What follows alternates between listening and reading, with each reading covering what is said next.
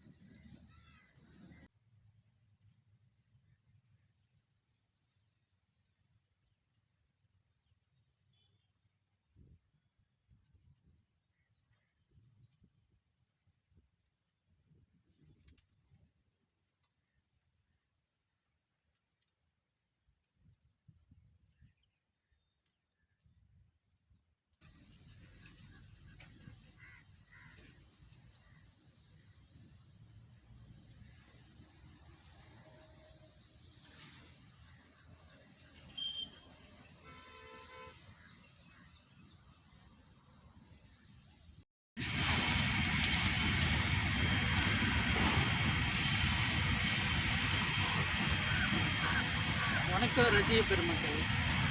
நம்ம இப்போ பார்க்கக்கூடிய நிகழ்ச்சி காதலை தேடி. அந்த காதலை தேடி நிகழ்ச்சி நம்ம ஒரு தொடரை போட்டுக்கிட்டோம். ஒவ்வொரு காதலர்களும் தன்னுடைய காதலிக்கும் இடத்தை சரியாக தேர்வு செய்து அங்கே போய் தன்னுடைய காதலன் பெயரையும் தன்னுடைய காதலி பெயரையும் அன்பாகவும் அழகாகவும் எழுதி வைக்கிறது வழக்கம். இப்போ நம்ம பார்க்க போனால் ஒரு கோயிலில் போய் நான் பார்த்தேன். அந்த கோயிலில் தன்னுடைய காதல் வெற்றி அடையணும் அப்படிங்கிறதுக்காக வேண்டி ஒரு காதலர்கள் அவங்க பேரை எழுதி சாமிக்கு முன்னாடி வச்சுருக்காங்க. அது ஒரு நாகத்தம்மன் கோயில், அதுக்கு முன்னாடி வச்சுருக்காங்க.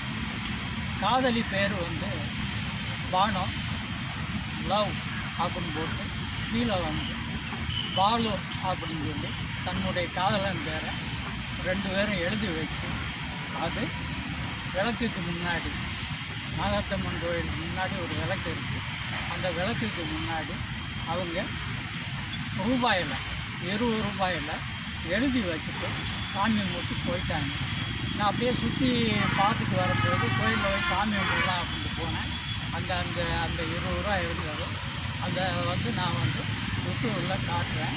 அவங்க காதலில் என்றைக்குமே ஜெயிக்கணும், அவங்க காதலில் என்றைக்குமே வெற்றி பெறணும்.